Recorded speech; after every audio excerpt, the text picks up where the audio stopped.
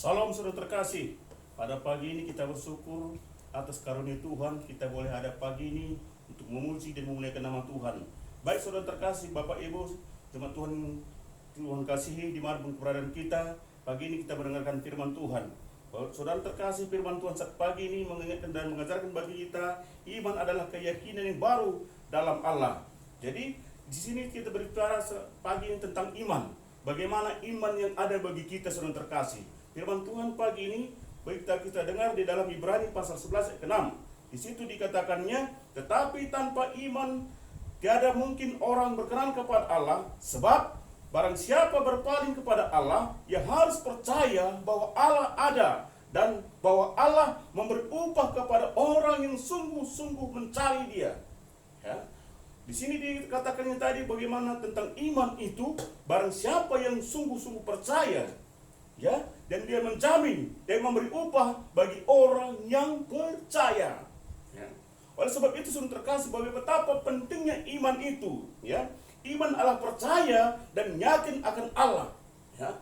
Iman itu adalah ya percaya dan yakin akan Allah. Ya. Jelas di sini tadi dikatakan bagaimana tentang firman Tuhan bagi kita untuk mengingatkan agar bagi kita semua agar kita bisa memiliki iman. Sekalipun keadaan sulit seperti sekarang ini, kita harus memiliki iman. Melalui imanlah bagaimana kita dapat diselamatkan. Ya, di sini dikatakan di dalam Mazmur 9 ayat 11, ya. Di situ dikatakannya iman adalah percaya dan yakin akan Allah. Ya. Apa dikatakannya tadi? Ya, iman adalah percaya dan yakin akan Allah. Ya. Nanti Bapak Ibu boleh baca di rumah, ya, di dalam Alkitab Bapak Ibu. Ya, apa dikatakannya? Iman adalah percaya dan yakin akan Allah. Mazmur 9 ayat 11. Ya. Percaya dan yakin. Ya. Saudara terkasih, kita tidak cukup hanya percaya saja. Ya, kita harus juga yakin bagaimana iman yang ada bagi kita pada saat ini. Saat ini iman kita digoncang dengan hal-hal yang ada pada saat ini, yang ada di depan mata kita, yaitu tentang virus corona. Ya. Inilah salah satu mengecoh iman yang ada bagi kita. Apakah kita percaya sungguh-sungguh bagaimana Allah itu ada, bagaimana Allah itu mampu? Ya. Karena saudara terkasih, setiap orang yang percaya iman itu harus diuji. Ya. Saat ini iman kita, setiap kita yang hidup di tengah-tengah diuji iman kita. Apakah kita percaya tentang Allah itu ada? Ya. Saudara terkasih, jelas di sini tadi dikatakan yang mengingatkan bagi kita bagaimana pentingnya itu iman itu. Ya. Saudara terkasih, iman saudara terkasih mengajarkan, mengingatkan kepada kita agar kita betul-betul percaya kepada Bapa kita di surga. Dan di sini juga dikatakan bagaimana pentingnya iman itu. Orang yang tidak beriman, ia akan mati dalam dosanya. Orang yang tidak beriman akan mati dalam dosanya. Orang-orang yang tidak beriman. Orang-orang yang tidak beriman juga nantinya tidak sampai kepada Allah. Orang-orang yang berimanlah yang sampai kepada Allah. Ya. Jelas di sini dikatakannya saudara terkasih, orang yang tidak beriman akan mati dalam dosanya. Ya. Apa katanya? Orang yang tidak beriman akan mati dalam dosanya. Ya. Begitu pentingnya berbicara tentang iman itu pada saat bagi kita. Ya. Di dalam Yohanes pasal 8 ayat 24. Ya. Apa tadi katakan di dalam Yohanes pasal 8 ayat 24? Orang yang tidak beriman akan mati dalam dosanya. Ya. Bapak Ibu nanti bisa baca di rumah. Ya. Atau juga ya bagi anak-anak Tuhan juga bisa baca saat ini juga satu orang ya di dalam Yohanes pasal 8 ayat 24. Ya, apa dikatakannya? Ya, orang yang tidak beriman akan mati dalam dosanya. Bacakan di dalam Yohanes pasal 8 ayat 24. Demikianlah seorang terkasih bagaimana ya tentang hal iman yang ada bagi kita.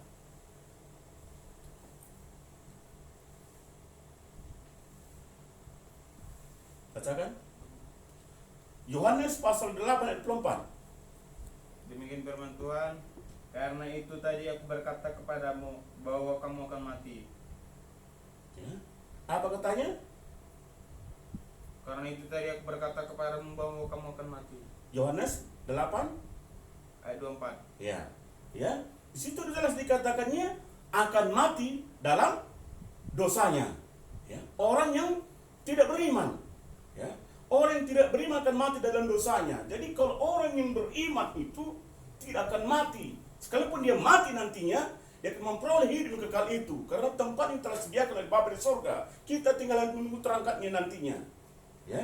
Jelas juga di sini dikatakannya bagaimana orang yang beriman tidak akan masuk ke dalam perhentian Allah. Ya. Ini apa katanya? Orang yang tidak beriman tidak akan sampai ke perhentian Allah. Ya. Di Ibrani pasal 3 ayat 19. Bacakan lagi. Ya. Oh, ini orang-orang yang tidak beriman. Cepat. Di Ibrani pasal 3 ayat 19. Demikianlah kita lihat bahwa mereka tidak dapat masuk oleh karena ketidakpercayaan mereka. Iya. Demikianlah mereka tidak akan masuk ke perhentian Allah karena ketidakpercayaan mereka. Ya. Saat ini juga setiap kita umat yang ada di tengah-tengah diuji iman yang ada bagi kita. Ya. Melalui virus corona ini juga. Ya. Apakah kita percaya kepada Allah kita yang kita sembah itu? Apakah dia mampu meluput kita dari virus itu? Ya. Jelas di sini saudara terkasih, orang yang beriman, orang-orang yang tidak beriman, ya, dia akan mati dalam dosanya. Justru orang-orang yang berkenan, orang-orang yang beriman itu sampai ke perhentian Allah. Ya. Jelas lebih jelasnya lagi di sini saudara terkasih, orang yang tidak beriman, ya, orang yang tidak beriman akan selamanya dalam neraka. Mereka nanti yang punya neraka, yang mendiami neraka yang kekal itu, orang yang tidak beriman. Mengapa di sini dikatakan orang yang tidak beriman yang nanti mendiami neraka yang kekal itu? Ya, bacakan di dalam Wahyu. Wahyu pasal 21 ayat 8. Demikian firman Tuhan. Tetapi orang-orang penakut, orang-orang yang tidak percaya, orang-orang keji, orang-orang pembunuh, orang-orang sundal, tukang-tukang sihir, penyembah-penyembah berhala, dan semua pendusta, mereka akan mendapat bagian mereka di dalam lautan yang menyala-nyala oleh api dan belerang. Inilah kematian kedua. Iya. Apa katanya orang-orang yang tidak beriman itu? Orang-orang yang mana? Orang-orang pendusta. Ada? Orang-orang sihir. Ya. Ahli-ahli nujum termasuk juga. Ya. Banyak orang-orang yang tidak beriman ini yang nantinya tidak sampai ke perhentian Bapa. Ya, karena mereka percaya. Ya. Bayangkan saudara terkasih. Jelas di sini tadi dikatakan di dalam Wahyu pasal 21 ayat 8. Sekali lagi bacakan. Ya. Demikian firman Tuhan. Tetapi orang-orang penakut, orang-orang yang tidak percaya, orang-orang tidak percaya. Yang pertama penakut, yang kedua tidak percaya. orang-orang keji, orang-orang pembunuh, orang-orang sundal, tukang-tukang sihir, penyembah-penyembah berhala, dan semua pendusta. Mereka akan mendapat bagian mereka di dalam lautan yang menyala oleh api dan belerang. Itulah neraka yang kekal itu. Itulah nanti menjadi kediaman mereka. Mengapa? Karena mereka tidak memiliki iman yang diajarkan oleh Bapa di surga. Mereka lebih percaya dengan kemampuan mereka seperti tukang sihir. Ya. Itu sebabnya bagi kita semua diajarkan agar kita jangan, ya, berbuat dosa, agar kita semua tidak menjadi pembohong, ya, orang-orang berdusta. Ya. Saudara terkasih, jelas sini firman Tuhan mengajarkan bagi kita agar kita nantinya juga orang-orang yang percaya ini memiliki iman. Ya. Bagaimana Allah yang kita sembah itu mampu meluputkan kita dari hal-hal yang ada saat ini di hadapan kita. Ya. Orang-orang beriman nantinya, ya, yang nantinya sampai kepada Bapa di surga. Orang-orang yang takut akan Tuhan, yang percaya. Mengapa dikatakannya orang tidak beriman tidak sampai kepada Bapa di surga? Karena mereka tidak percaya dengan akan adanya Allah itu. Ya. Itu dia. karena mereka tidak percaya. Jadi bagi kita yang pada saat ini, apakah kita percaya pada saat ini Dia mampu menolong hidup kita? Ya. Bayangkan, gedung-gedung gereja saat ini tidak berarti. Ya. Kita dirumahkan. Ya. Arti di rumah kita bisa sharing dengan suami dan istri dan anak-anak kita. Pada saat ini kita diuji. Apakah kita betul-betul percaya? Ini akan berlalu semuanya. Disinilah dituntut bagaimana iman yang kita miliki. Agar kita selalu percaya bahwa Dia Bapa yang bisa menolong hidup kita. Mengapa?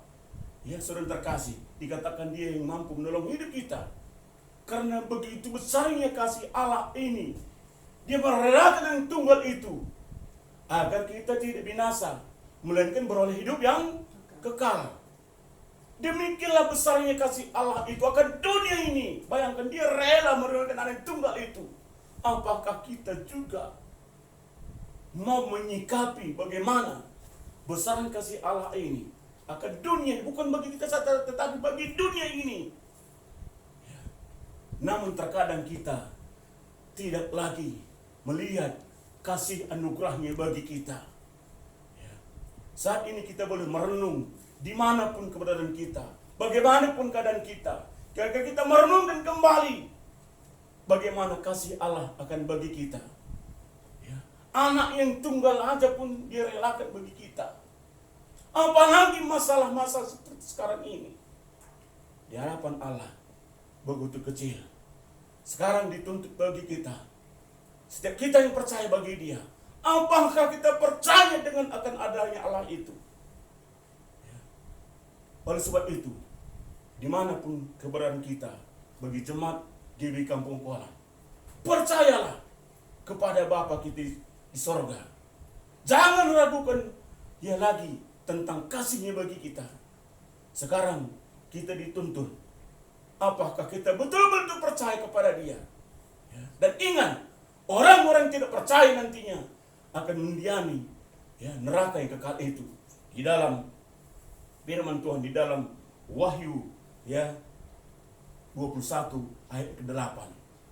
Orang-orang yang tidak percaya.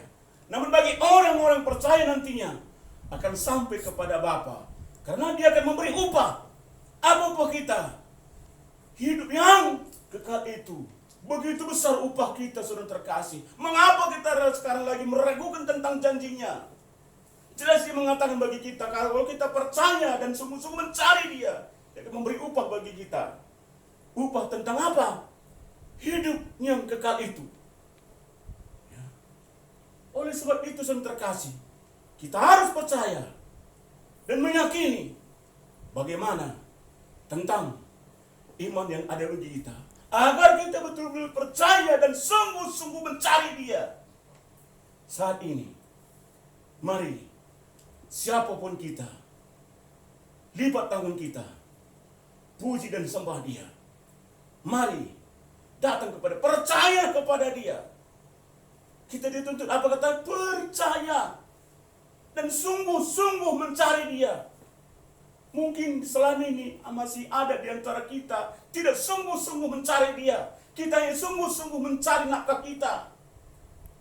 Tetapi pada saat ini kita harus menyadari sepenuhnya agar kita betul-betul percaya kepada Dia dan sungguh-sungguh mencari Dia. Apapun keadaan kita, mari datang kepada Dia. Ambil waktu kita, melipat tangan kita, memuji dan menyembah Dia. Oleh sebab itu, saudara terkasih, jemaat Tuhan GBI Kampung Kolam, mari berserulah kepada Dia. Serukan suaramu, angkat suaramu, buat menara doamu dalam rumahmu masing-masing. Agar Tuhan, hati Tuhan masuk kepada kita. Dia mampu menolong dan mengubahkan hidup kita. Puji nama Tuhan. Firman Tuhan saat pagi yang indah ini, saudara terkasih.